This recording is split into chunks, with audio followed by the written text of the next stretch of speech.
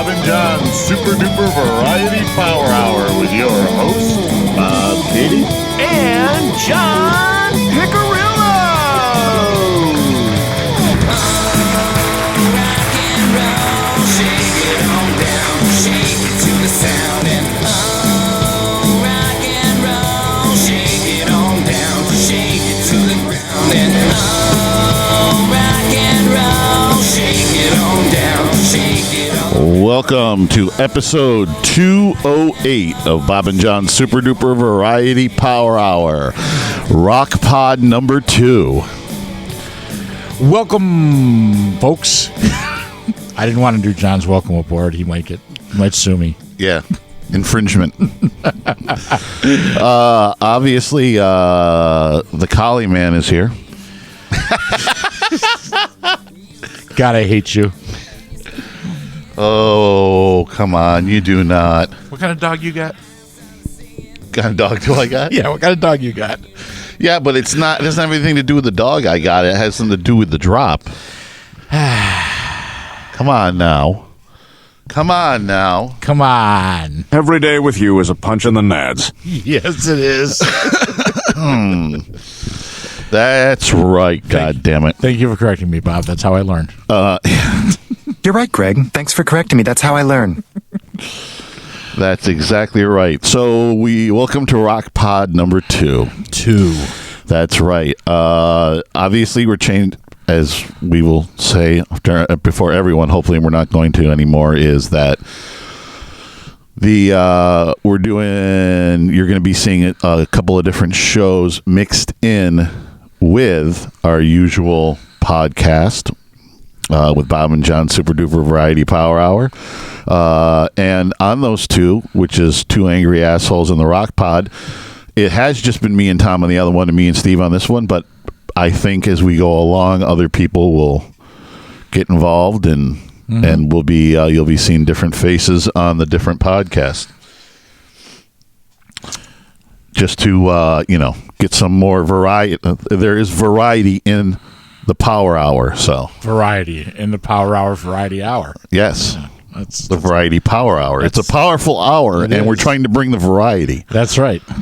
So we're going to bring you Rock Pod number 2 right now. Rock Pod number 1, if you recall, we did 70s deep cuts Kiss songs. Probably could have put that a better way, but whatever. I had to think about it before I say it. That's the problem. So now we're going to do, I guess for lack of a better term, we're saying 80s Kiss deep cuts, which we are, to really define it, are going from The Elder to Revenge. I know. Hold your emails. Hold your tweets. All that. Revenge isn't in the 80s. But, Hold your comments at the bottom of the page. We know. But we're throwing that into this mix because it fits in that category. Right. And I know probably even more people are saying, what about Carnival of Souls? We could do Carnival of Souls. Steve might have a few on there. I couldn't stand the album, so I don't have any that would go on my list anyway. I basically have one from Carnival of Souls, which I thought was a decent song, but it was them trying to be something they weren't completely. And I even went Psycho Circus, but then we were like, "Well, I like a bunch of Psycho Circus, but you're talking about it's got some Peter on it, some Ace. Actually, Bruce Kulick, didn't he play some on it? Eric Singer, there's there's a whole mishmash of that, and maybe we'll just talk about that album, toward the end of this episode or something, but. Yeah, you're getting into the mid-90s at that point, and it's like, or late 90s, actually. So that really doesn't fit with the 80s theme for that. So this was a lot harder than I thought it was going to be. Mm-hmm. I think it was harder than the 70s one. Absolutely. Because the 70s one, after I eliminated Alive and Alive 2, that you really had to go deep on some of the albums to get the deeper cuts. Well, they were just pumping albums out in the 70s. I can't believe how many albums they put out in that 10-year span, because they were putting out, 2 albums a year for the first couple of years. Yeah. And it was just like, wow, man, there's a lot of... They they had a career of 20 years in that 10 years. So it was just like it was. But I think they took a lot of songs off of the albums back then that weren't singles, and they put them on the live albums, which made them staples, a Kiss staple, and that's what I was trying to stay away from. Right. I was trying to stay away from that, like, the obvious ones. So when I took those two away in the '80s, there wasn't that, Right. Because they didn't really do a live album. And they had a lot more. They had a lot more singles, I guess you want to say, off of each album. So it was easier to eliminate. And like I mentioned before we started, I like more the deep cuts in the '80s than I did the singles. Yeah. Some of the singles I'm just like, oof. Now I prefer this, that, or whatever. There's a lot of people that really dig the whole '80s Kiss thing. A lot. Oh, of yeah. people, yeah. So Yeah, I mean, that's when I got into Kiss, was right at in between Animalize and Lick It Up. So that's when I hit the whole Kiss thing. So along with being seeing them live in the '80s, that to me that was also going back and refining all the makeup stuff and everything. So that was like a 2-thing process for me in that whole thing. But there were so many songs that I was just like that I found, especially like Hot in the Shade. I don't have one off of Hot in the Shade, I'll tell you right now, but I like so many. I love so many of the deep cuts, but your problem is they're competing against other deep cut songs. You know what I mean? And especially when you put Creatures in there, that takes away a lot of that puts a lot of the other songs to the side. right. And to me, The Elder, I love The Elder. I do too, and I think a lot of Kiss fans do like it, but I think it's got its due a little bit more since time's gone by. yeah. I mean, yeah, there's a couple things that are hokey in it, but there's a lot that's good in it.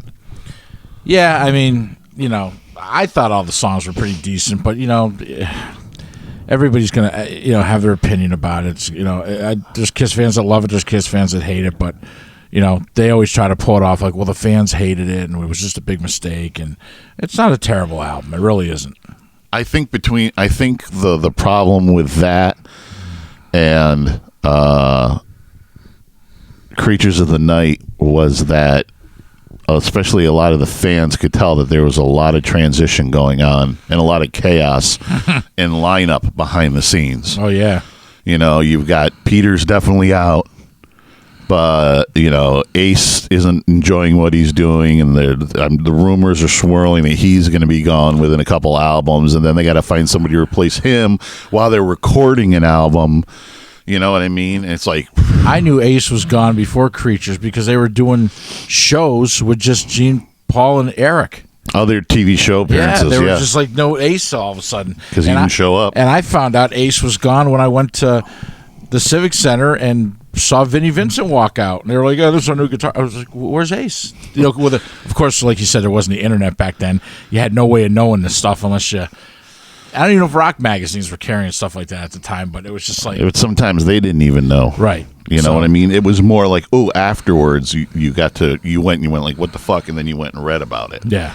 Instead of finding out about it first. That happened to me twice with Kiss. The other time was Mark St. John was they came for Animalize, and then all of a sudden Bruce Kulick walks out. I'm like, who's this guy? And they're like, that happened to me because I was there. Yep. So it happened twice with Kiss with me.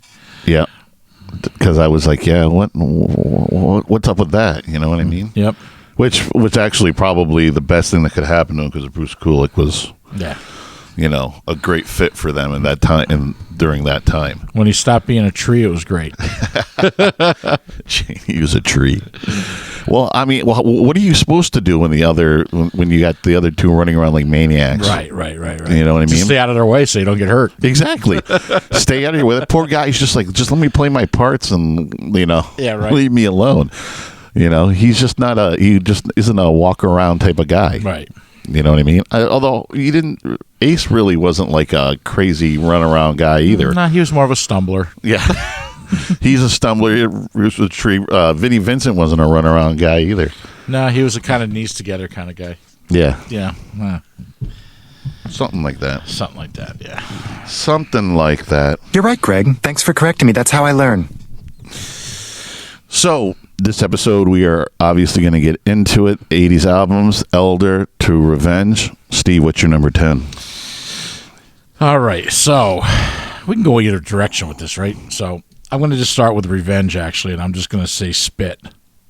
Yeah, you'll find out that's higher on my list. All right, so that's a great song. It just kind of beckons me back to older Kiss with Paul and Gene sharing some vocals in there.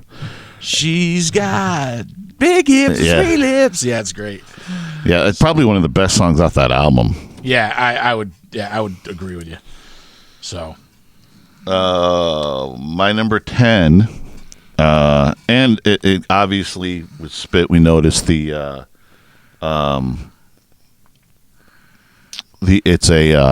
Ezrin production, right? Which which probably why it's so good. Yeah, you can tell on that album. Yep. You sit there and go, it's a shame they probably didn't do more albums with Bob Ezrin. My number 10 is Mr. Blackwell off of The Elder. Excellent. Yeah, actually, Gene had some of the my favorite ones on there. Under the Rose is another one. Oh yeah, that didn't make my top 10, but it was close. Yep. Under the Rose is a great song. Yeah, so they had a lot. Gene had a couple of really good ones off of. I find that as we were talking from the past episode where we said Dynasty was kind of a disappointment in Gene songs. He made up for it. Yeah. Unmasked, great album for Gene songs. Yep. Same with continuing with The Elder, and obviously Creature is a very strong Gene songs on that. And then, he took a break for 1, 2, 3, 4. How many albums? When he went to go be Mr. Hollywood?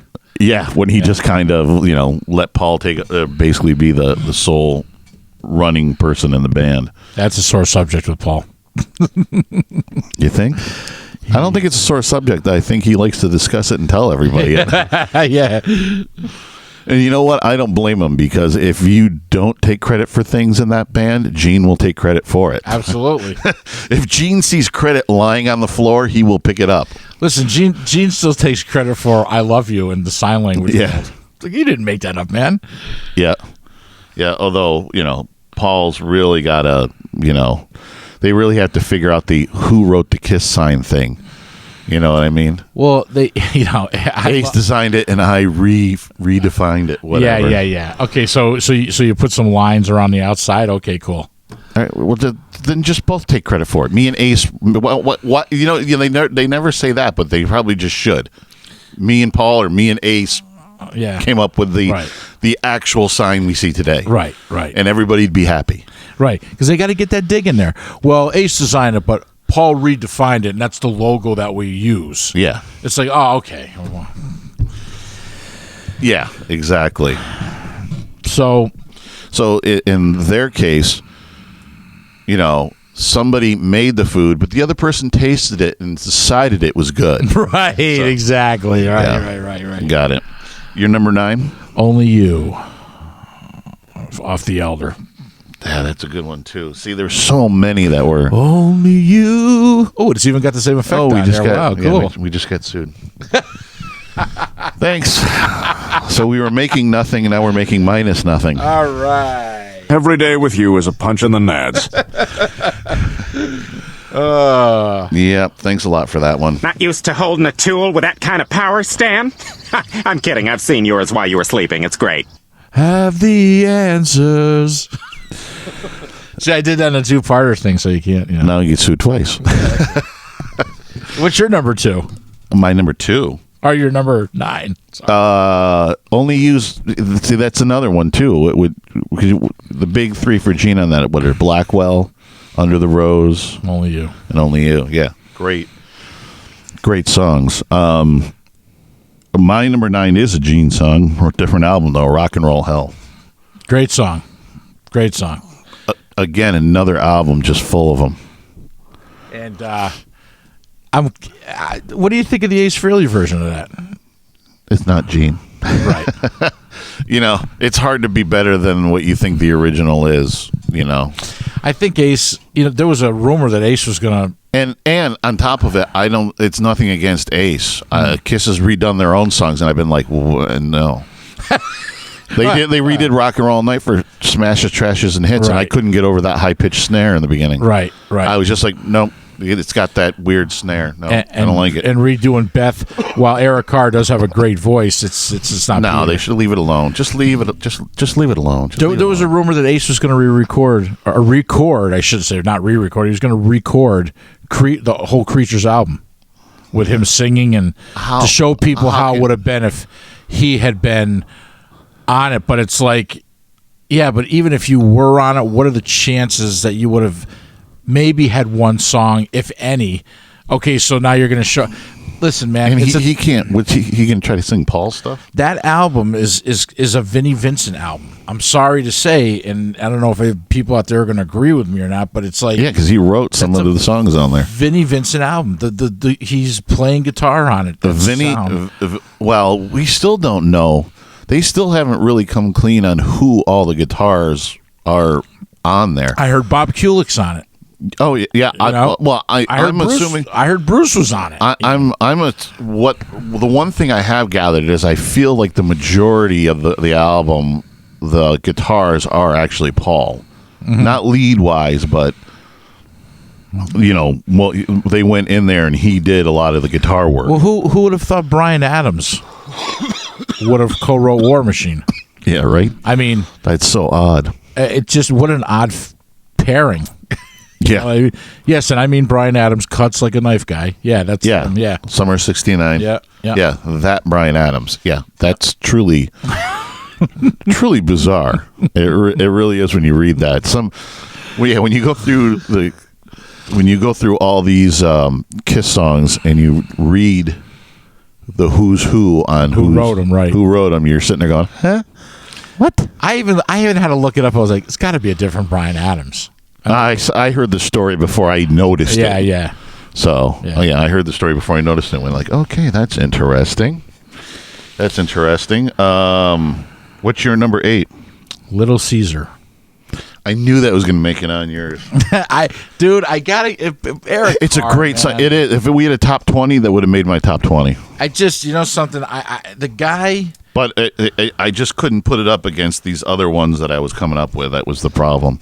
The guy was just, so grateful and so happy to be in that band, and the guy had a great voice. I mean, what are the chances? You've got 4 guys that can all sing, right? Then you replace the drummer, and the guy that you replace can sing real good, and it's just I don't know. And they're all short. and they're all short. But what's weird though? I don't know what they're doing with Eric Singer's boots or his lifts or whatever.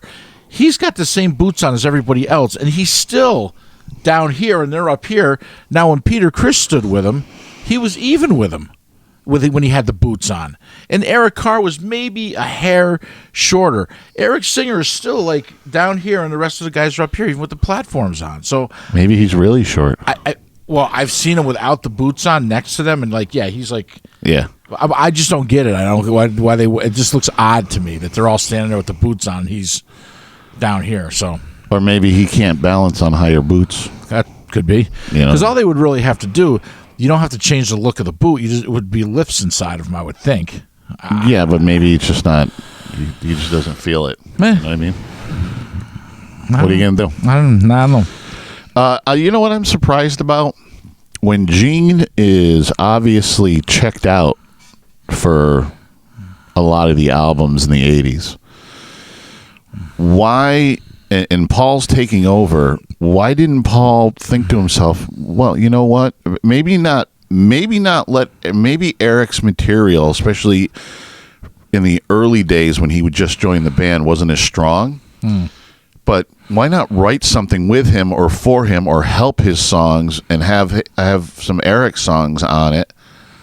You're not relinquishing any power in the band, but you're probably making an album better by getting rid of a few of these hatchet jobs of Gene's. Well, first of all, And a few hatchet jobs of Paul's. You know what I mean? ego. I mean, obviously, Paul can write for these other guys. All the stuff he's written for Eric and Tommy are did with great Peter. songs. But the funny thing is the Eric Singer songs and the Tommy Thayer songs sound like something Peter or Ace would have written because he knows how those guys write. Well, he helped Ace write Into the Void, too. Right. So why not? Yeah, like you said, why not put Eric on a few, have a different voice on there? I don't think Bruce could sing. I don't think he was a real strong singer. No. So I don't think he wanted to have... Right. I don't think that was his... But if you go back and you listen to, if you go to YouTube and you look up Eric Carr, and he's got 2 albums out, they're compilations of what he was working on. There was one, Rockology, I can't remember the other one, but there's some great songs on there that he was working with Ace on, and he did. That's where that whole Breakout? Breakout. Right? Yeah. That's where Breakout came from, but Eric was forbidden to record with Ace, so, that... That's either here nor there. It doesn't matter. He could have brought it to the band. I'm just talking within the realms of I know, the band. yeah, I know what you're saying. Like, and I understand Paul was probably trying to tread water at that point. You know what I mean? With Gene completely checked out. I think it had to be in defense to Paul, and like we were talking about, I don't know if we talked about it in the last one, but how they treated Eric Carr. I think you're right. I think Paul at one point was like, holy shit, I got to keep this band together. Gene's off doing movies.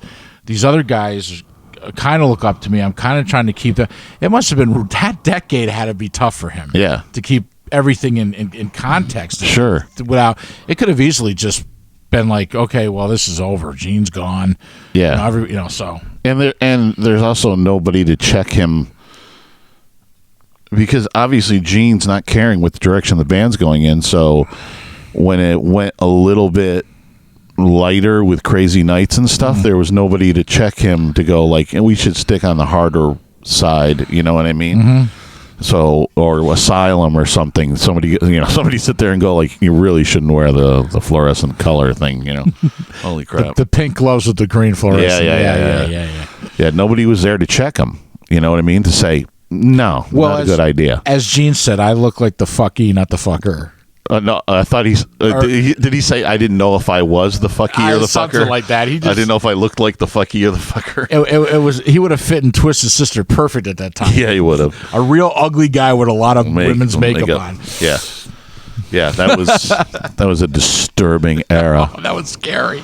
Yeah. The other thing I was wondering too is why only one video off of Heaven's on Fire? Oh, off of sorry, Animalize. Yeah, I don't know. That's a good question. I think. I mean, Thrills of the Night was a complete afterthought. That was just a live afterthought that. Yeah, that was just poorly done. Because they do what 2 off of Lick It Up. Yeah, they did their post-apocalyptic Lick It Up and All Hell's Breaking Loose videos. Yeah, but then they just go back and they do 1 off of Animalize. Right. I don't know. And that was such a big deal, that video. I remember that video. They were hyping it. Not Kiss, but like MTV was hyping that so bad. Like, oh, you're about to see the new Kiss video, Heaven's on Fire. And they were just like pumping it. Yeah. It was cool, but it was like, that's the first time we got to see Mark St. John.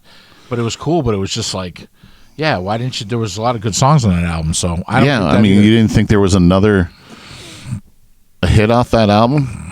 Yeah. It was MTV. You could just put it up there with a decent video, and it would have manufactured a hit. Yeah, exactly. But then you go to Asylum, and they're doing 3? All Night, Who Wants to Be Lonely, and Tears Are Falling. Mm-hmm. And same with would they do 3 off of Crazy Nights? Yes, Reason to Live, Crazy Nights, and Turn on the Night. Turn on the Night. Yeah. I almost said Hide Your Heart.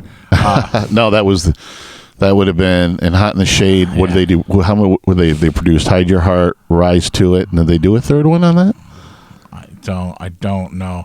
All I know is that the worst and most embarrassing video for me as a Kiss fan was Put the X in Sex. Oh, yeah. And that song should not have even been written. And to look back on it, it's a hilarious song. And Paul strutting around with no guitar and trying to be that weird. kind of a front man. Yeah. It's just too odd. Yeah, the whole thing was weird. I think that's the height of Gene being checked out. Yeah, I think right so there. You know what I mean? I think so too. Like completely checked out. What was that? Your number 8? Yeah, let me see. I think so. Yes. My number 9. I'm keeping it in. I'm keeping it with the Creatures. Keep Me Coming. Love that song. It's a great song. Love that song. I think that you could tell that's when Paul's songs off of Creatures. It's just the precursor to him really heading into Lick It Up and Animalize and the whole 80s. The whole 80s thing. Are we on the same thing? Because I got 3 songs crossed off. Yeah, that was my number 8. Okay, great. Yeah, so Keep Me Coming. Yeah, that You're right, Greg. Thanks for correcting me. That's how I learn. It is. So, yeah, Keep Me Coming is a great song. Just the way that the intro, that guitar intro comes in. Oh, yeah. Wah, that's just great. But Wah. you can tell that's where he's really starting to dominate a whole song with his higher register. Like the whole song. Unfortunately, this is the reason he can't sing now, but Well, it's what happens. it happens. It happens. What's your number 7? Turn on the night. See, I didn't. That was a video. How could you put that as a deep track? Because a lot of You on drugs? you're doing this to me again. A lot of people, believe it or not, they don't know that song. I played that song for. They're like, I know, but that's not I mean, a deep track though. it is. I'm telling you, It's not a. Deep I think you track. can have I'm a sorry. video and still have a deep track to it. Not when it was. That was like a major song for them for that album. I know, but still, I still think it was a deep. Because I love that song, but I didn't even come close. I didn't even think about it for this list. I have to think about it.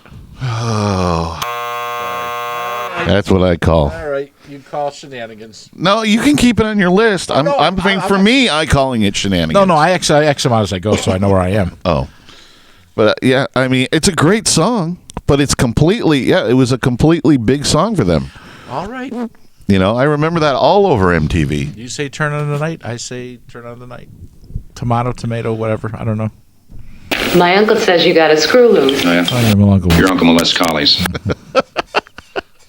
Yeah, you're never getting away from that. Don't think, Axel. It makes my dick itch. My number 7. Okay, so my number 7. I never even knew there was a video for this song until like the 90s. Okay. Because I never had MTV as a kid, you know. So Bob was very abused. Go ahead. What is it? Spoken like a truly unfunny alcoholic. Thrills in the Night. Yeah. But it wasn't a big video for them. It was though. It was on Night Flight. It was on. All right, I didn't see it until Where's my later. button? Where's my button? Meh. Yeah, but it wasn't as big as Turn On the Night. Thrills in the Night was on all the time. Turn On the Night was all over the Meh. place. Because when that album was out, that's when, you know, the hairband thing and whatever was on all the time. I call shenanigans. Back-to-back shenanigans. Don't think, Axel. It makes my dick itch. Yeah, right there. Okay. Right there, pal. Ah, fuck you.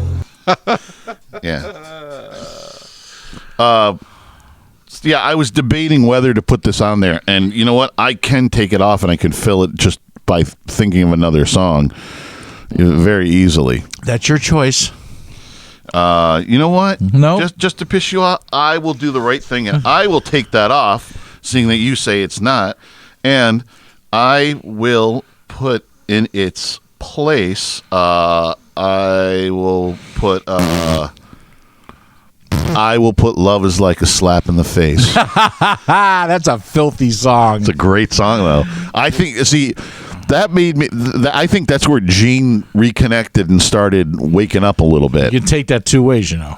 I know. Yeah. But I think Hot in the Shade, a lot of people bum on it too, and I thought it had a lot of songs on it. I mean, I think that 15 songs. yeah, that's the most on any Kiss album. I think. I'm not including like greatest hits and live albums, a studio album. But with the Street Giveth and the Street Taketh Away, Love Is Like a Slap in the Face. What other ones did he have on there? Oh God.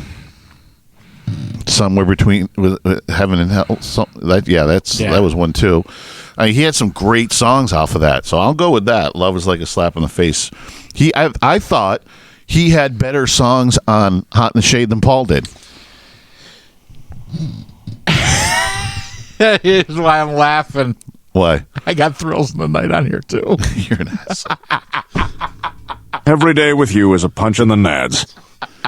Look. You're a dick. So you know I'm not making it up. So my next one is Thrills in the Night. You're an asshole. Yeah. But I will change mine to Love is Like a Slap in the Face. Oh, really? I can't believe I did that. I bummed on you and I looked at it. I'm like, hey, wait a minute. Oh, God. Throw me a frickin' bone here. Jesus Christ. You know what? Now that I think about it, I think you might be right. Thrills in the Night wasn't that well publicized. What an asshole! Yes. What's your next one, Bob? What's my next one? Mm-hmm. My next one is Secretly Cruel. Oh, that's a great song. Asylum. I won't sing it. I don't want to get sued. I think it's a great song. It is though. a great song. Absolutely. And it reminds me of those little hidden gene gems from like the 70s albums, like Two Timer or Ladies in Waiting, you know, that style of Going Blind. It, you know what I mean? Where it doesn't stand out on the album. Like this is a single, but yet it's just, you keep going back to it and you keep listening. You're like, damn, that's a good song. I think that goes with a lot of Kiss albums. A lot of people, though, they hear the hits and they don't dive deeper into it, and they're missing out on. So I mean, that's why we're doing this. But there's so many great songs that I like even better than the songs that were hits and famous. Yeah, well, like I said, especially through the 80s, I like more of the deep cuts than I do the singles. Right. Yep, you know, I would agree. And also, maybe that's to a point where I'm just sick of the. How did you break that now? That I replaced that whole fucking thing, and now you broke it. I want this to go online. Steve fucked it up and broke it. Well, it's all fun and games till Steve breaks it. Alls I know. Will you quit playing with it? Hello. Alls I know. Quit playing with it. Alls I know. Who sits here? I'm touching myself tonight. Jay. Okay, so he plays with this a lot, I think. No, he doesn't. It was perfectly fine. I'm sorry, Jay. I'm blaming you, but I don't know. Yeah, no, he did it. I don't know if I did it or not. How could I didn't? Because I saw you. You keep doing this with it. Well, because it keeps dropping, and this is very unstable. It doesn't keep dropping. All you right. keep slouching is what it's doing. Jesus. Yes. You on drugs? Yes. I know that. Yeah, so Secretly Cruel is like secretly one of my favorite songs. Excellent. Yes. What's your number 6? Danger. That's a great tune. I could do all of Creatures. I could just basically do all of Creatures. You know? Could you? Yeah. I could put all of Creatures right on there. It's every song. That is really a Kiss album that I could put on. And I mean, I know I can listen to any Kiss album through and through, but that's a Kiss album I can put on, and I really, really enjoy every cut off the album. That album even is very popular with non-Kiss fans. I know guys that absolutely hate Kiss, but you put Creatures on, it's dark, it's heavy.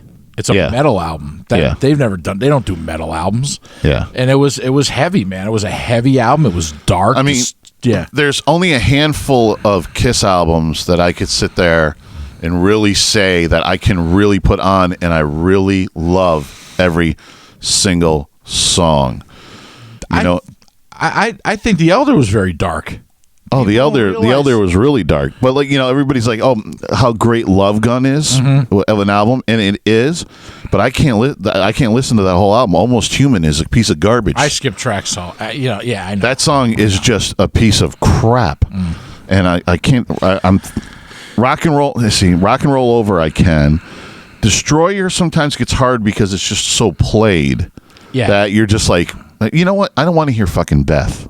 You know, I'm sorry. I know there's whatever, but I don't want to hear Beth for the 83rd fucking time. They play out of there's 8 songs on an album. They play 4 out of the 8 songs on the radio. I mean, Flaming Youth is played a lot. In Pix 106. So, King of the Nighttime World, I've heard too. Yeah, I mean, that God of Thunder played out. Yeah. That whole one is say that. Yeah, the whole album's played all the time, but. Yeah. Well, actually, 2 of my favorite songs off that album aren't played enough, and that is Flaming Youth and Sweet Pain. Yes, Sweet Pain. I that's one of my favorite. Shit, that's my next song. No, you can't have that. It's 70s, you asshole. I know. That should have been on that list. I know. But there was too much. So what was your number 5? Your 6? Danger. How did we get me doing these going first? Whatever. How did we fuck up? You're on 5, right? I should have 1. So it should be your 5. 4, 5. That.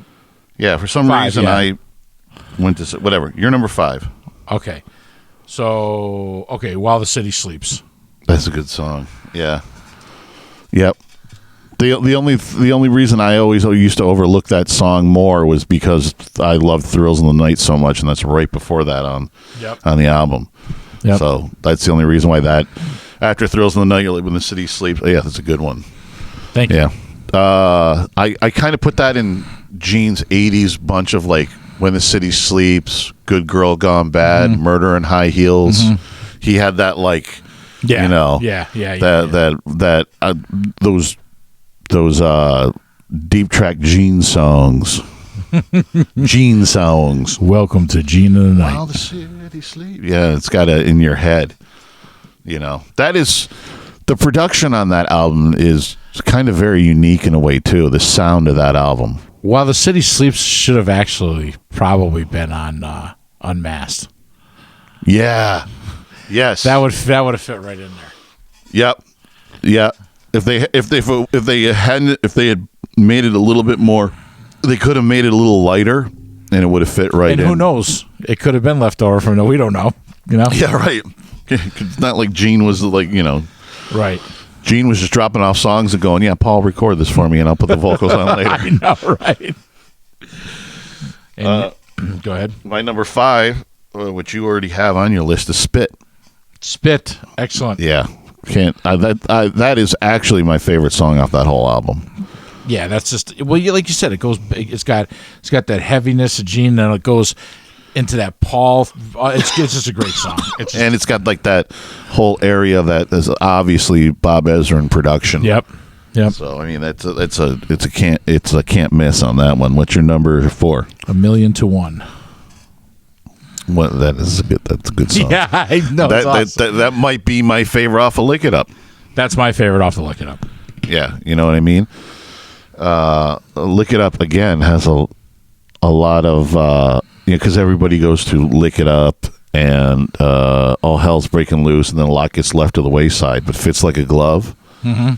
You know, I mean that Young and the Wasted. Mm-hmm. That was great when they let Eric sing that. Yeah, it was. You know. Yep.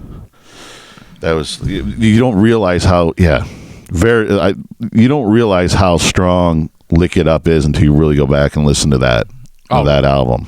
No, it's a great album, and it's crazy too because I've been on the. I found alternative covers where they actually put them in costumes and stuff with the white background and stuff.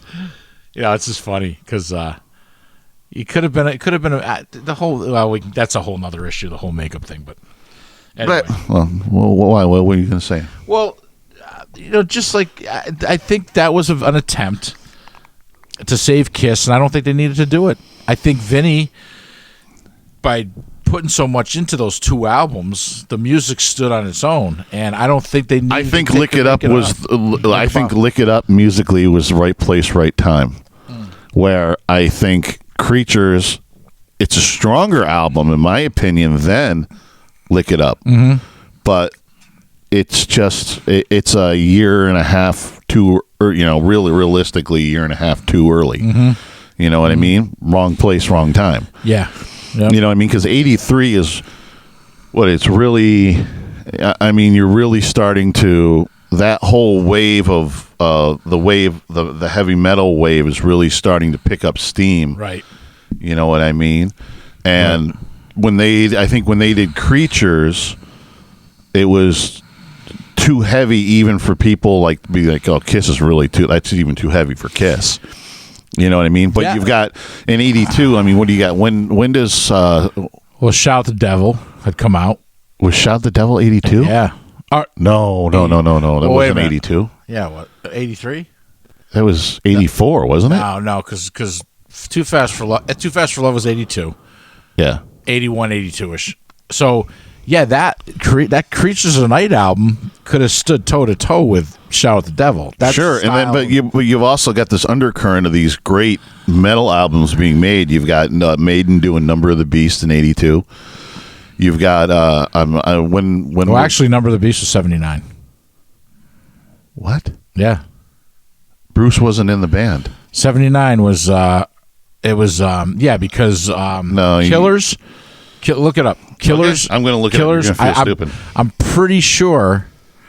Why do I? Or maybe I'm thinking of Van Halen. Oh, I see a 79 on. Or Van Halen's 78. 78. Just for the hell of it. I'm probably wrong, but just I don't know. I don't know why I got that in my head that it was Bruce was 79 or something like that. No, he's Killers and Iron Maiden and Killers was. No, Iron Maiden and Killers. You're talking. Well, Number of the Beast is 82. Okay. Right here. Okay. So you're right. Killers was Killers like 81. is 81. 81, right? 80. And, okay. I was thinking of they were doing about one. They were doing about one per year. Right. Okay. I'm trying to. Iron Maiden was 80. Okay. And what was Screaming for Vengeance for? That was 82.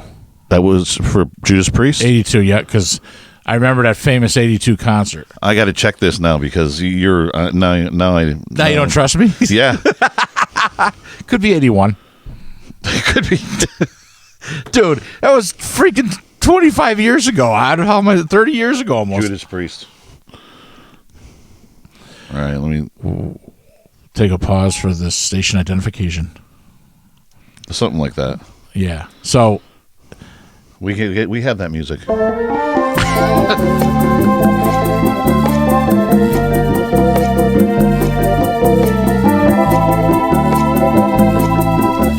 I'm sorry. Yeah, Screaming for Vengeance was, but their big one was British Steel.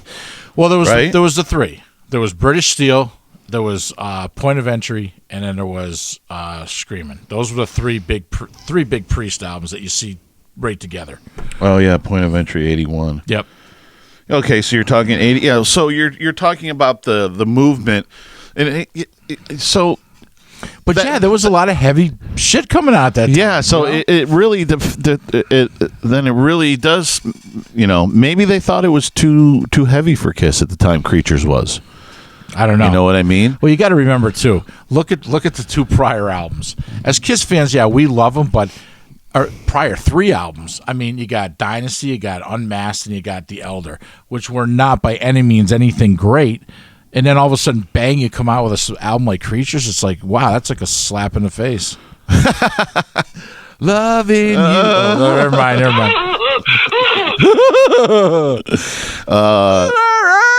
Oh, sorry. Wow, you sound like I was trying to do dying there. I was trying to do the thing. Oh yeah, no, don't do the thing. All right, I won't do the thing. I got my fingers crossed for a little freaky dinky. Yeah, I don't know. It's funny.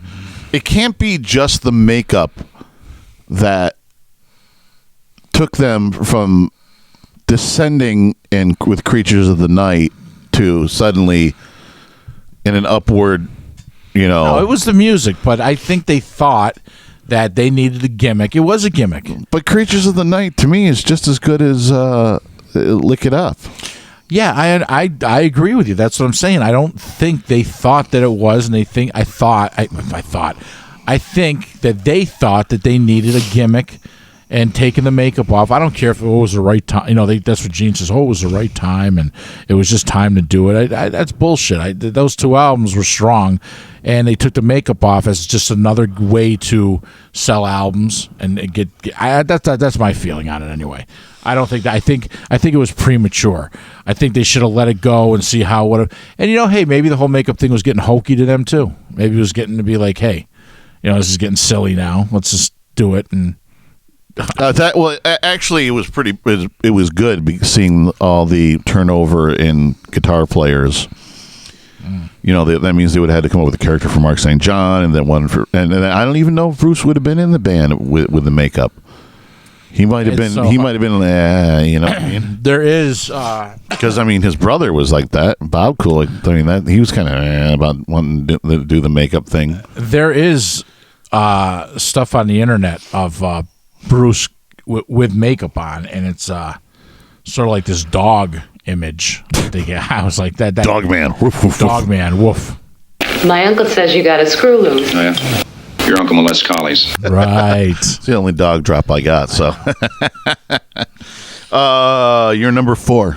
So, I went with Young and Wasted, thinking of Eric Carr again. I know he didn't record it, but when you said that's why I started laughing. Did it sing it live? Yeah, when you started to mention those songs, he would have been a perfect fit to do that on an album. Yeah, like you said, why didn't they do that more with him? Exactly. Even one song would have been fine. Sure, give him one song an album. An album, yeah. Yeah. So it's not like Gene was writing great material that needed to be done. Right. Yeah, I mean, Burn Bitch Burn, really? Ugh. That any way you slice it. Ugh. No. Oh, yeah, that's just horrible nonsense. Yeah. Horrible filler. Like you said, filler. Oh, yeah. Yeah. Yep. They're maybe not as much as Paul, but Gene had a lot of filler on some of these albums. Mm-hmm. That were like, well, that's just not necessary.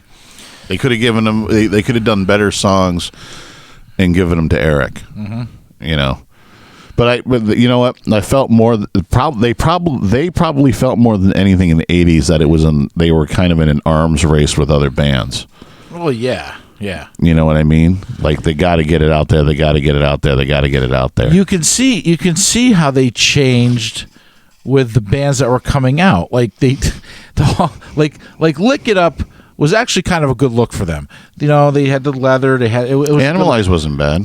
And then they Animalize stuck more true to their form back to the early days of Kiss, where it was more just black leather. Yeah. You know what I mean? When that Asylum shit came out. Yeah, Asylum really went. Paul was wearing fluorescent pink gloves and a fluorescent green jacket, and Gene just looked like a drag queen. Yeah. And it was just horrible. It was like a bunch of horrible. And then Crazy Nights was just I don't know what Crazy Nights was. Paul's at the spandex. Paul was almost. Gene's got Gene's more just black leather. Yep. Paul's got the spandex. Bruce has got the nuclear suit. Yeah, he's in a suit. I don't think they knew what the fuck they were doing to that album. Paul almost looked like he was going for a David Lee Roth type of a look. Yeah, well, spandex. Yeah, the spandex jackets. Yeah, so, that type of thing. Yeah.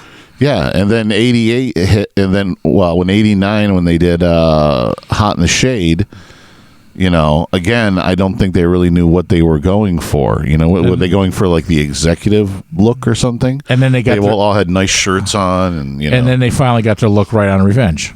Yeah, that's what it should have been. Yeah, they finally got. Yeah, they got a little bit more back to black leather and. Yeah, so definitely there was the 3 album period in the from like 85 to 90 where they were just confused look wise.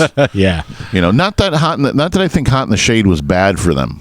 No, I don't, because I don't think they looked ridiculous like the previous. Like nothing says more ridiculous. 2 things. Nothing looks more ridiculous than the Elder look and Asylum look. Yeah, they were thinking. Those were the ones where you just go, really? It was very odd that they all chopped all their hair off, and they for the Elder, yeah, I don't. Yeah, Paul with the feathered. Yeah, exactly. And then the Asylum look is just bad all the way around for everybody. That was just, I don't know when they walked out of the dressing rooms and who was dressing them. Somebody needed to kick that costume mistress's ass because she was fucking them up. Well, I see, but that's the thing, because they couldn't change the makeup, and because they didn't have the makeup on, and they didn't have the over the top. That's what they were probably thinking was going to bring them out. Right. Which was not. It good. brought them out all right. You did number 4, right? What was your number 4? Mine was Young and Wasted. Okay, my number 4 is Dark Light. Great song. Yeah, with Ace, the last Ace kit. Well, not the last one, but the one for his original run. Wish we could play little clips of these. I know, but no, can't. I know. We'll get blocked instantly. YouTube, and then once Gene gets whiff of it, and he will. Oh yeah. Yep. He'd get whiff if somebody was playing his music illegally in Antarctica. Gene probably has spent $1 billion on some algorithm that gets him his 5 cents per block or something. You know what I mean? What's is someone playing Detroit? Yeah, someone's playing Detroit Rock City. Yeah. Oh, that's and they're earning 5 cents. I'm taking 4 of that. 4.5. Yeah, 4.5. 4.75. Yeah, Dark Light, great riff. Again, it was Ace with all the confusion around. Even though I like a lot of the L there, what they're trying to do, Ace with the straight rock song. Yeah, you know, and absolutely. it just makes it a great song. Sticks out in the whole thing. It's getting darker all the time. Your number 3. I went with an Ace one too off of that album, Escape from the Island. I know there's no vocals on it, but it just kind of like Ace wrote that. Yep, kind of just spotlights his guitar playing, and it's just a really cool song. And I kind of think it ties the album together. Yeah, like I said, I'm not one for instrumentals, but that was just that album. They were really big on the air horn, weren't they? Yeah, they were. Yeah. It's like, I don't know what we're gonna do here, but let's put an air horn. If it works, it works. Yeah, put it on there 1,000 times. Really, number 3, you go an instrumental. Hey, wow, hey, wowee. Yeah, it's a deep track, all right. I guess so. That's deep in the woods. Deep. Don't think, Axel. Makes my dick itch. My number 3 is 1,000,000 to 1. All right. I mean, that's I thought it was great when Paul did his solo tour in the 2000s there, and he pulled out like Magic Touch, 1,000,000 to 1. That was great. That's a you got that DVD? Yeah, that's a great DVD. And all the stuff off of his solo album. I was like, oh yeah. I mean, to be able to hear like "Wouldn't You Like to Know Me" and what a killer freaking band he had behind him too, man. Yeah, that Rockstar Supernova band or whatever the frig it was. Yeah. So I mean, I know he did a little bit lighter. I think he had the keyboard player and stuff like that. I would like to see him a little bit more raw or without the keyboard part and everything. That's just the way I see him more, but it was still great. Still great to see all those songs done. You know what I mean? Mm-hmm. Done like that. And 1,000,000 to 1, and a great, another great unsung track by Paul. Number 2. Now, here's where we go on to the here we go. Carnival of Souls. Now, what'll that asshole think of next? Up to number 2? Really? I think it's a great song, and it's a deep track. It's going to be Jungle, isn't it? No. Childhood's End. Gene, yeah. It's if I have to listen to a song off that album, I'll give you that. But it's not making my top 30. It's a it's a Beatles-ish almost kind of a song. Almost talking about a pretty sensitive subject. That album was so monotone. It was like, okay, guys, you know what? We're not depressed enough. So we're just gonna sit right here in that alternative depression tone, but we're going to do the whole. That's one of the reasons why I don't like Alice in Chains that much. It's because every Alice in Chains song sounds the same. Same thing with Nirvana. I really don't like Nirvana. It's that same monotone. Well, fucking thing. obviously their music got to them because all the fucking singers from those bands are dead. Every one of them. Except for the guy from Pearl Jam. Every guy that came out with that, every grunge band that came out in the 90s, every singer's dead. Why? Well, not everyone, but with the exception, Smashing Pumpkins, he's still alive. I don't. That's not part of that movement. I think that I think that movement would be Alice in Chains, Soundgarden, Nirvana, and STP. STP. I don't even really count. STP was in the mix of that, they but were they a weren't San Francisco band, though. They weren't a Seattle band.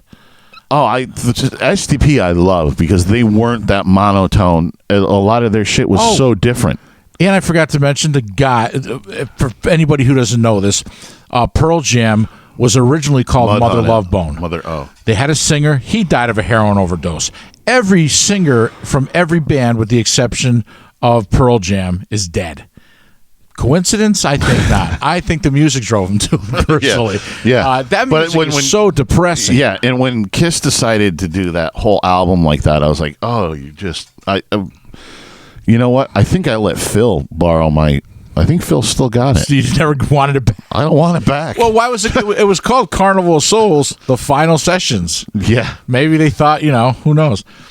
But yeah, I mean, and I'm not saying that, I mean, obviously, to write that kind of music as those guys did in those grunge bands, it's just very, it's very dark and it's very unhappy. It doesn't lift your spirits. It doesn't make you feel good. Music should make you feel good. Yeah. And that whole... Well, especially when you have a band that's made their whole career off of that.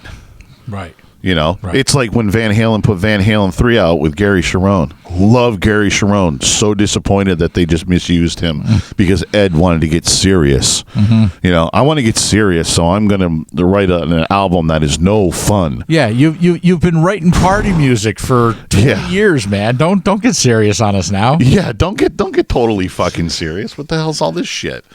Yeah, that's completely ridiculous with the Carnival of Souls.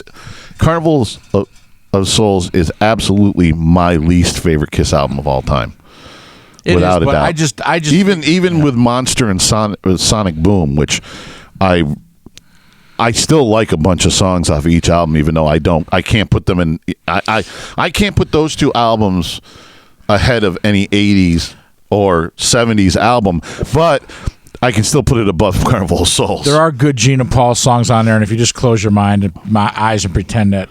Actually, the best songs off of Monster, to me, are Eric's song and Tommy Thayer's song. Yeah. They're my favorite songs off of it. Paul should have sang those. I think he wrote both of them, didn't he? Probably did. But I think they did a fine job with it, though. Yeah, they did. I thought they did a fine job with that. That was your number 2, right? Mm-hmm. Wow, I can't believe you put that one all the way up to there. Yeah. I know what your number 1 is. No, you don't. Yeah, it is. I think I do. Well, I'll take a guess when you get there. Let me do my number 2. Okay. My number 2 is Nowhere to Run. Great song. Yeah. I mean, possibly one of the best all-around Kiss songs. Mm-hmm. I mean, and I don't know if there's another... Is that just Eric, Gene, and Paul? I don't know if there was another... that just might be the 3 of them. I don't... Because the solo sounds like a Paul solo. Like more of a filler solo than like a real...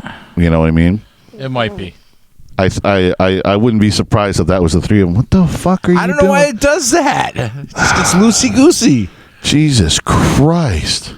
You're loosey-goosey. But Nowhere to Run was, it's off of Killers. And, most of that album, half of that album was greatest hits, stuff. And the other was Partners in Crime, I'm a Legend Tonight. Was there it was just the 3, or was there a 4th one? I thought there was 4 on that, 4 originals. All right, you're going to make me look it up. Hang on. I think there was. Hold on. Put the music on. Oh, that?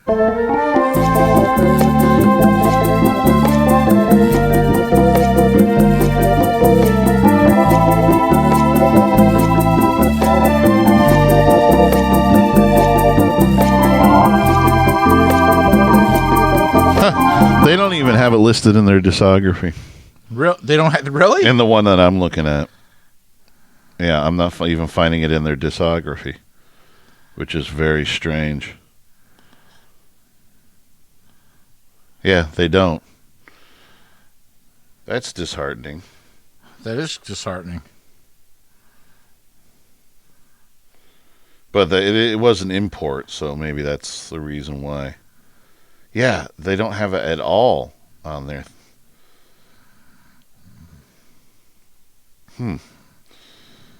Live album singles.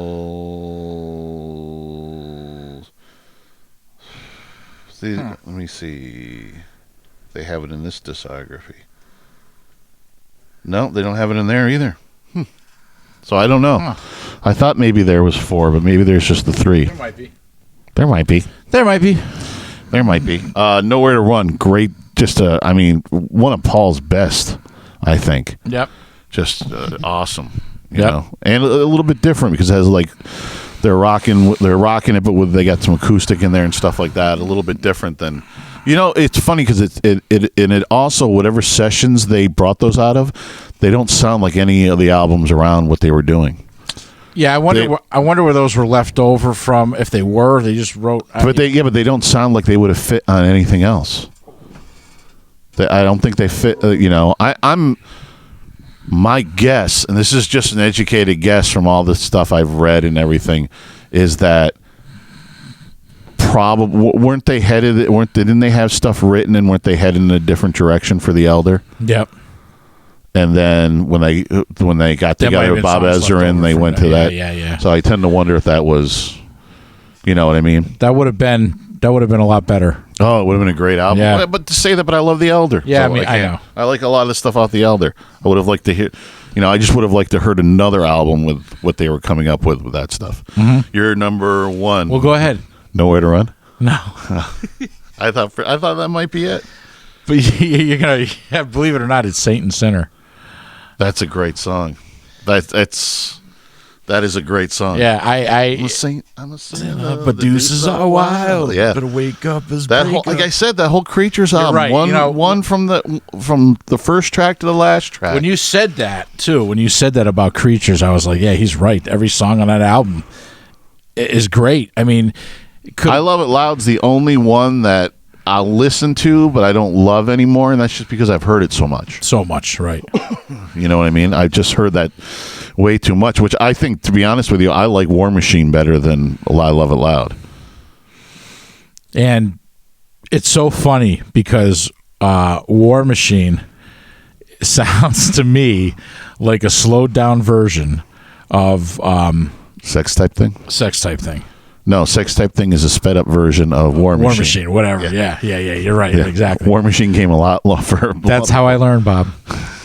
You're right, Greg. Thanks for correcting me. That's how I learn. See, this is the kind of thing that just tickles my balls. Absolutely.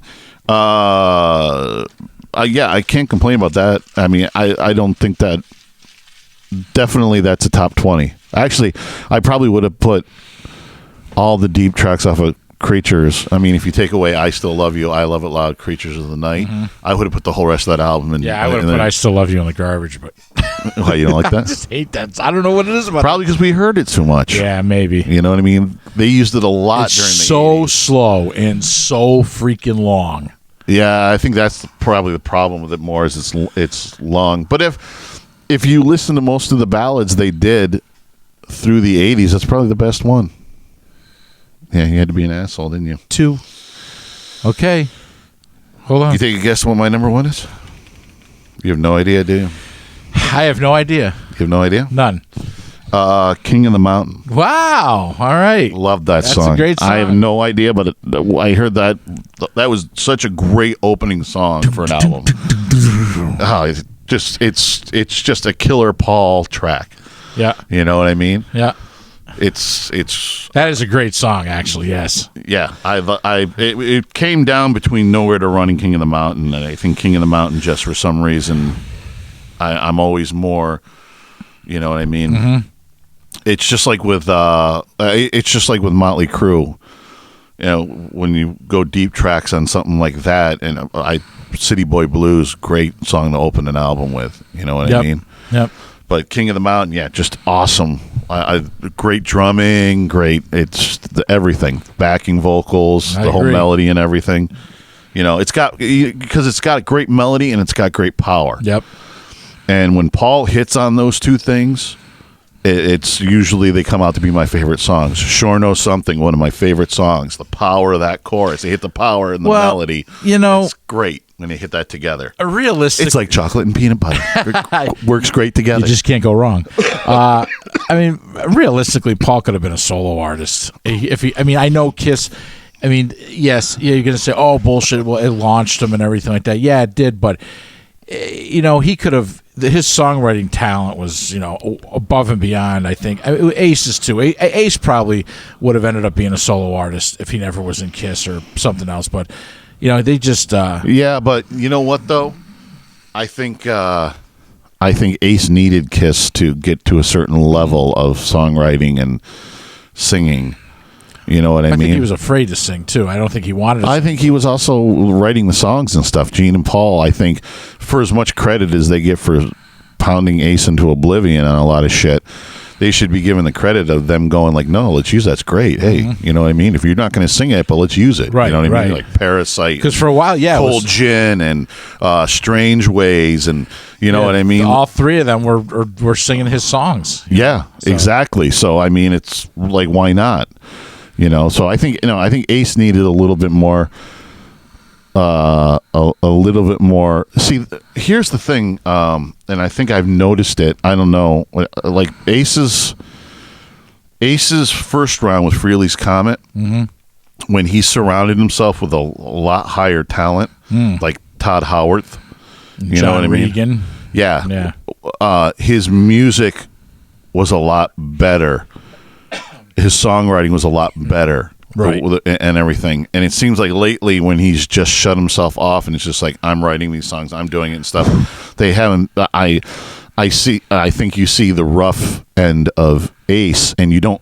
I think what Ace needs is he needs that person that's a little bit more opposite of what he is. He needs that person that have a little bit like Paul was to him, like more melody. Todd Howarth was to him, right? Yeah, and Todd Howarth and what was to him and stuff like that to make the song a little bit better, a little bit more melodic, something like that. The best song on the last album they put out was an Eddie Money song. The best album they put out on Anomaly was Fox on the Run. A sweet song. So yeah, so stick to the covers, Ace. Maybe I don't know. That's why he did covers album. Because it's it just doesn't. It seems like he's missing that extra help in writing this, getting the better quality songs on that he needs. You know what I mean? Plus too, I hated the whole situation where he fired his band and he hired Gene's band because Gene's like, my band's much better, which is total horseshit because. I don't know how many people know this, but the bass player in Chris's band is Chris Wise, and Chris Wise is from this area. We've known him for a long time, and the guy's one of the greatest bass players. Ace's band. Ace. Well, yeah. You said Chris's band. Oh, I'm sorry, Ace's band. He was one of the. The guy's played with the Cult. Now he's playing with Hollywood Vampires. The guy's a very sought after bass player, and the drummer and Richie. Richie's been with Ace on and off for the past 20 some odd years, and I don't know. I just think Ace listens to the wrong. If Gene says it's okay, I better do it because Gene. We don't know. We don't know any of that. Though it's just weird though. Like he had that band for so long, and then all of a sudden Gene said, "My band's better. You need to use them." And all of a sudden, bang! He fires his band. It just makes bad decisions. He's still making horrible decisions, man. For a guy who's sober now. Maybe he should go back to the drink. Well, I don't know. We haven't heard anything with his new band. Yeah, I have. Nothing recorded, but what's recording? If you can. To be honest with you, the last bunch of even before the live stuff that I've heard, Ace is not in full. Well, his hearing's almost gone too. Well, he's way out of key, and some of the stuff like he was trying to. What was he trying to play? He was trying to play his solo 78 solo album fully through, and it's like he wasn't even prepared. Well, Eddie Trunk talks about that, how he's like, well, how he's forgotten all of his solos. He's forgetting them. But he's not preparing himself for it. And also, Eddie said, he goes, I don't know if a lot of people realize this, but Ace has a severe hearing problem. Yeah, but also, I think here's the difference. And again, you want to bum on Paul and Gene, go ahead. But Paul and Gene was the one, when it was Peter and Ace and Paul and Gene, that was like, we don't want to go out and look stupid. We're going to practice until we fucking die. Then we'll go out as a polished. Well, you saw when polished item. We're getting ready for the reunion tour. Yeah. They were in a place like we used to go. Yeah, and they were like in there for like. They were like drilling him. Man, what I have loved to have been able to just sit in a corner. Yeah, and just watch that. Yeah, I wanted to see the stuff that didn't make the video. Yeah. Oh, yeah, right. You know what I mean? But I mean, we heard the stories that Peter, was pissed off that he had to go back and learn shit that he wrote, the way he wrote it. Listen, you know what I mean? You like you said, you were telling me. I think, and I read this somewhere too, how Peter would sit there. It's too cold in here, and then when you put the air conditioning on, or when it's too cold in here, and then when you put the heat on, it's too hot in here. Then when you put the air conditioning on, it's too cold. Yeah, but a lot he put Tommy Thayer through hell trying to relearn his songs. You know what I mean? Tommy knows him better than he does, and he's trying to help him, and he's just cursing at Tommy and fucking Tommy Thayer. Unfortunately, poor guy, he's taking a beating from Ace and Peter, and he never. He just he's so humble. Yeah. He never shot back at him or any or took digs or anything. No, that's what makes me listen. I understand the whole makeup thing bugs a lot of guys, but listen, if I was a talented guitar player and they looked at me and they said, "Put the shit on," okay.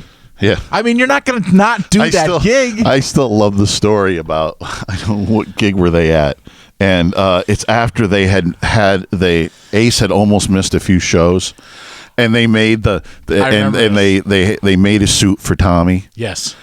And and it looked like Ace was going to miss one of the shows, and so they actually had Tommy all made up and everything, and Ace just literally they ended up being like a half hour late because Ace just walked in before they were going to go on, and instead of just you'd think he'd be angry or something, but just walked by Tommy all made up in his outfit and went, "Hi, Tommy," and walked by him.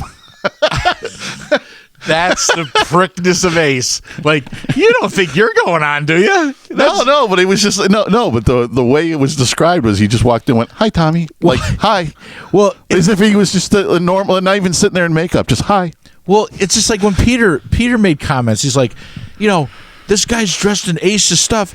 3 months ago, this guy was getting me my coffee and sandwiches. It's like, and that's the thing about Tommy. People don't realize.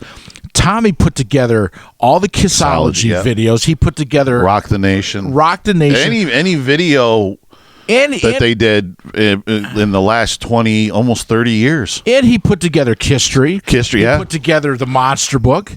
And he put together he was instrumental in doing the Kiss conventions. Yeah, I mean, people do not realize how that guy's been with Kiss since. To be honest with you, he's the smartest motherfucker because instead of being a washed-up ex-80s guitar player playing in a Kiss tribute band, Gene said, "You might have to go get coffee, you might have to get sandwiches, but do you want a job that pays well, and and to eventually be doing some cool stuff?" Listen, and he said, and you know what? He took the job, and look where he is right now. Listen, the guy was basically hired as an assistant, and now you're not an assistant anymore. Now you're running the videography, you're running the Kiss empire. You're running. Yeah. The shit that the fans get their hands on. That Gene and Paul don't want to go through the monotony of doing. And they trust him to do the decent product. When they retire, when they're done with this tour, whatever happens, if they decide to replace themselves and whatever the rumors are, Tommy's still going to be working for the Kiss organization. Yeah. He's always going to have a job. Yeah. And he's always going to do his thing. And, I don't hate Tommy and Eric. I really don't. I hate the fact that they're doing what they're doing. Not that what they're doing, what Gene and Paul are making them do. but anybody would take that gig. I don't give a shit. You go, oh, that's wrong. Listen, until it's presented to you. Yeah. And listen. And when you sit there and go, well, do I want to go and be in 13 different bands and be playing clubs, or do I want the stability of going out with a top grade, sound stage, everything, and basically probably be on salary and under contract and have stability and be able to put to bank money for my family for the future. The funny thing is, Tommy and Eric have been in the band longer than all the original members combined. I mean, not original, all the members combined. Eric has been in that band 23 years, something like that, 22 years. Yeah, we're not talking consecutively, but no, but because Eric's got some gaps. Those guys have been around the Kiss camp forever. And, as much as I love Ace and I love Peter and even Eric and Vinny, it comes a time when they just got Gene and Paul are just like, listen, we've got two guys that are stable. We got two guys that are going to be on time. They're going to, They didn't want to deal. Well, at the time, Peter's physical abilities were in decline. He's breaking down, sure. He's in decline. And that's the first thing. Number two is, now we're not saying fact because we don't know any facts on all this. We just know what people say that are close to them. What they're saying is that Peter's wife changed him and made him very demanding. And of course, Peter's always been jealous of Ace's contract. Mm-hmm. Always been jealous of Ace's contract. We've heard that from way back. Mm-hmm. That's always been the case. And Ace, at the time, not showing up and everything else. And you know what? I know Ace now is thumping his chest being like, well, I'm sober 10 years or whatever and all this and all that. But, I can understand how I think it's going to be weird because I think everybody should be included eventually somehow, some way in this end of the road thing. You know what I mean?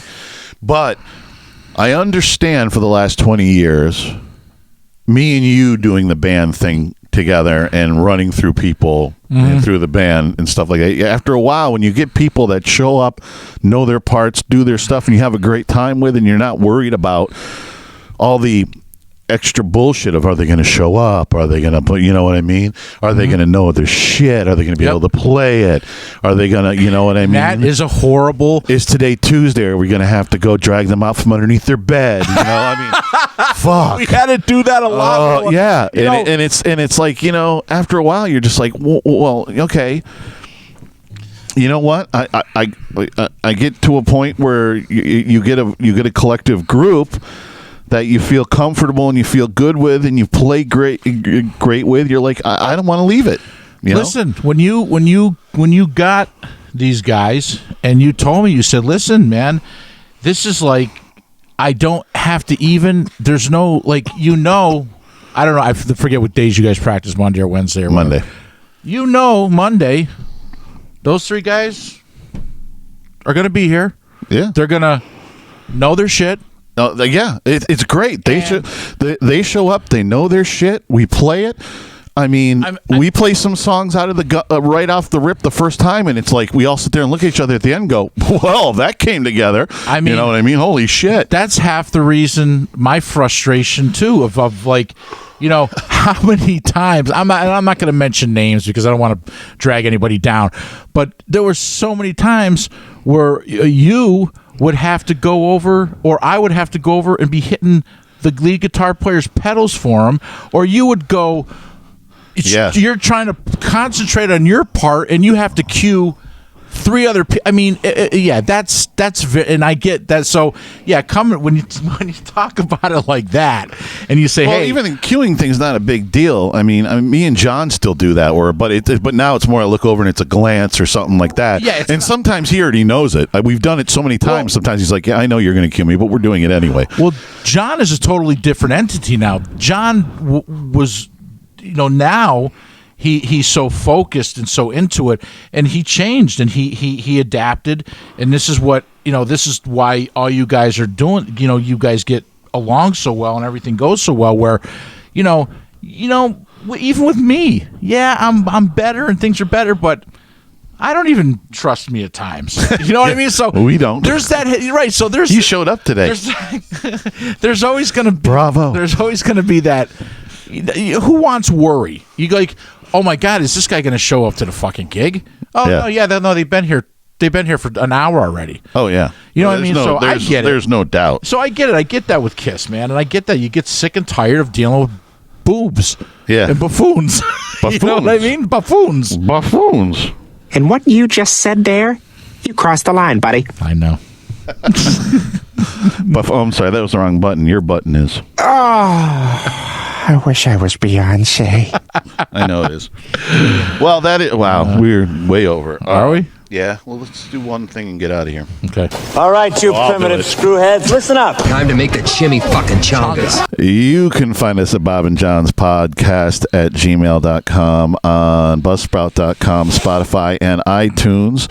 Or go check us out on whatever John said. Loose and buttery. Yeah, on the Twitter, Instagram, and Facebook Live. And you go to our YouTube channel, our Facebook page, Bob and John Super Duper Variety Power Hour. Go check everything out. And we're going to have more rock pods. And if you have a suggestion for a rock pod, and don't throw it tell our us way. to stick it up our ass. You're on the rock pod! You're right, Greg. Thanks for correcting me. That's how I learn. Actually, we have one thing to say to you if you would tell us to stick it up our ass. Right after you suck on these little Chinese nuts. There you go. Yeah, we'll be coming at you probably in a few more weeks with another rock pod. I think that should be the opener. What? We're on the rock pod! That's it. Bam! Hey? Where's that button? He's joking around. Feels so good when he jokes. So long, gay boys. Stadler? Yeah, what? Is that it? Yes, it's over. How'd you like it? I don't know. I slept through the whole thing. Well, you didn't miss much. Well, good night. Ah, fuck you.